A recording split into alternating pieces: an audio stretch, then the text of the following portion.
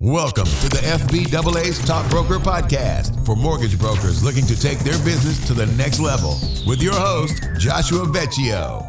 And this week, Lloyd Thomas joins me again. He's a director of business and product development based in New South Wales, broking for over 19 years, who consistently settles over $100 million.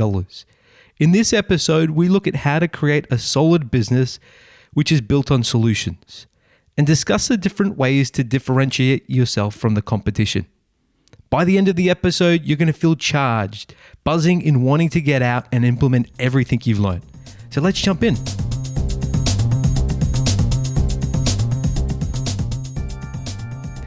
Lloyd, welcome back to the show. Thanks very much for having me. So Lloyd, what makes a successful broker? I think knowing your craft, it's a real key, and I think it's the difference between someone joining you and your business and being a client of yours and staying around for a long time, or someone going, okay, I'll get you in, see what you've got to offer, then I'll go somewhere else and use someone else. And if you find that you're losing all the time to other brokers and banks and all that kind of thing, it just means, I would suggest, that you don't know your craft enough. You're not confident in what you're actually talking to people, and you've got to be solution orientated. You just can't turn up and go, I'll fill in a such and such a bank application without actually hearing what they need and what they want and discussing that thoroughly, because people, they have an agenda. There's information out there. They can learn a lot. Just jump on their computer and they can Google anything now. And so you've actually got to be prepared. You've got to know your craft. You've got to be confident in how you deliver it. You've got to make sure that people want to follow you and listen to what you say. You've got to take that, what I tell my guys and my consultants and brokers is, you've got to have that trusted advisor attitude where people are willing to listen to what your advice is. So Lloyd, what solutions are clients after? A lot of people think they're after rate. A great rate, I want a good rate for this and a good rate for that.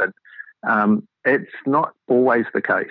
I mean, obviously, we all want to pay the least amount of interest we possibly can, but it might be, you might be sacrificing product over rate. And, I had a couple the other week, and they had quite a considerable amount of money sitting in their offset account, in a bank account, but it wasn't in an offset account. And I spoke to them, and they had a really, a reasonably cheap rate, and they were excited about their rate. But I showed them that, you're losing, because they had several hundreds of thousands of dollars sitting in this other account, not against their home loan, because they'd never even heard of an offset account. And so just going through a solution like that showed them how they could literally basically pay for a holiday.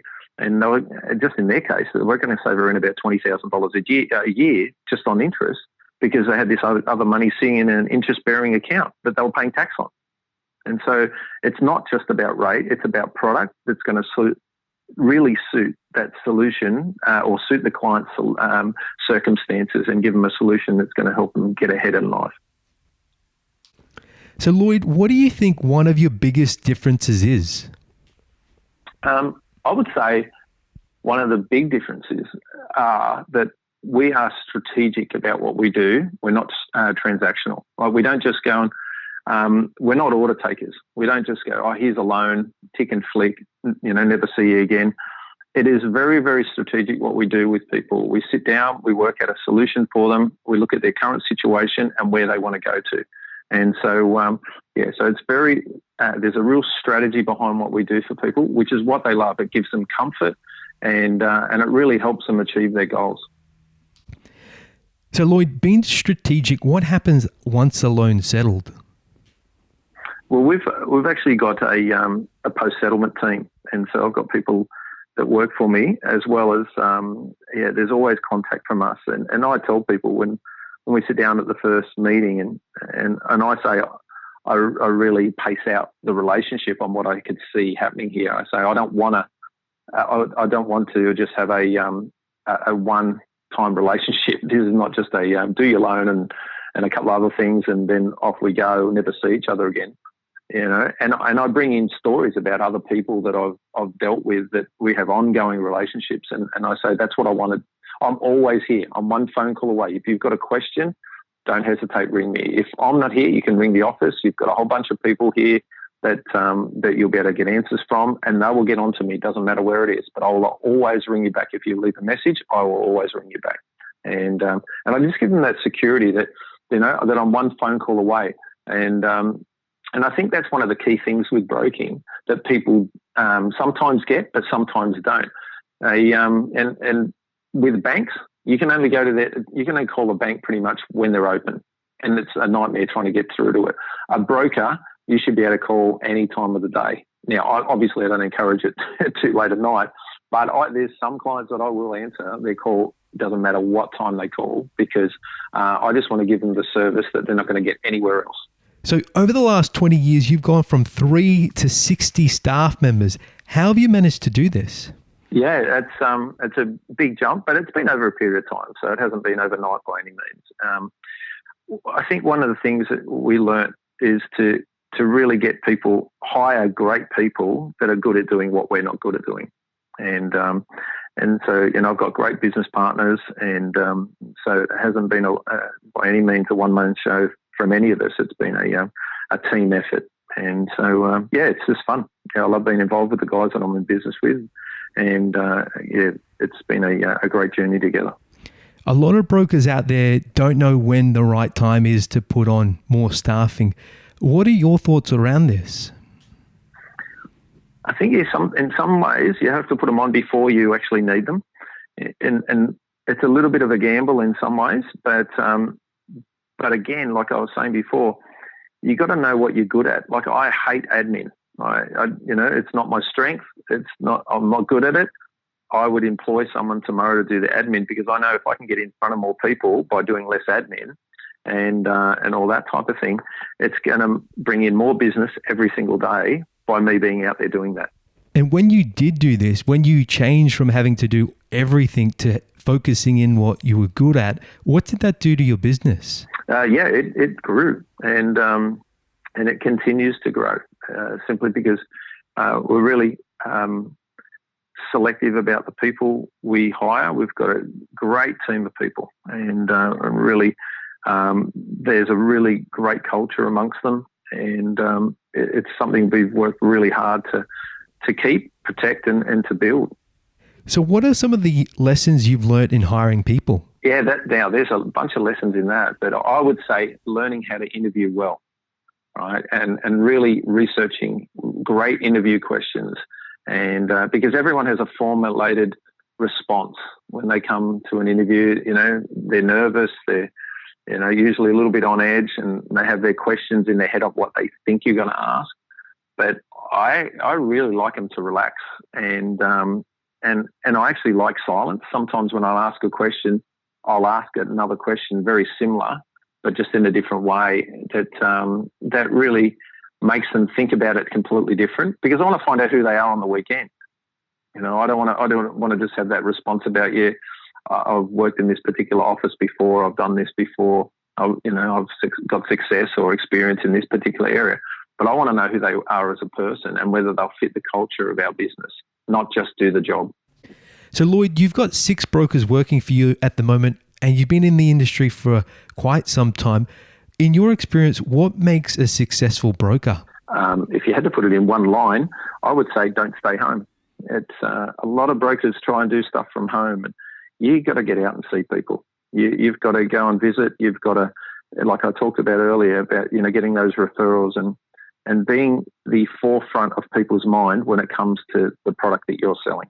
If they're not thinking of you first, you're not doing your job. And I really look at there's probably a question that I've asked myself right from the beginning, and it keeps me on track, and it makes me do the right things in business. And that's the question of, would I pay me today? If I worked for myself, right, and I had to pay myself, right, it sounds like a bit of a weird scenario, but the question I ask myself is, would I pay me today? And did I bring in income today? And that's the real key. We've got to think about that, but we've got to think about, okay, what are we actually doing? What are the habits that we're actually setting up for success, and what are we planning? How are we planning our success and helping others? So Lloyd, final question. What are the 3 key activities brokers should be doing day in and day out? you should be calling people. Like that is, always be on the phone. I don't have many dead moments where I'm just driving in the car, tuning into the radio or anything like that. I look at that as, really part of my office, and I'm always making a call. Like if there's someone I haven't spoken to for a while, I'll just make a random call and go, "Hey mate, how you going?" Just a random call. I'll set up meetings or coffees with people.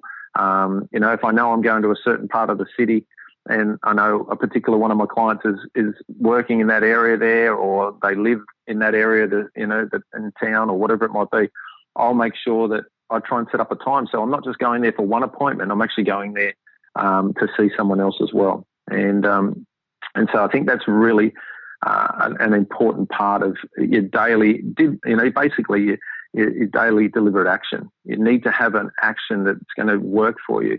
I'm a list person. I make lists, and if you look at my book on what I need to do in a day, like I just have lists of names of people I need to contact.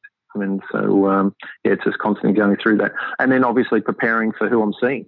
It's being actually prepared and knowing that I'm walking in with the right information for the person I'm actually seeing, and then obviously asking for referrals.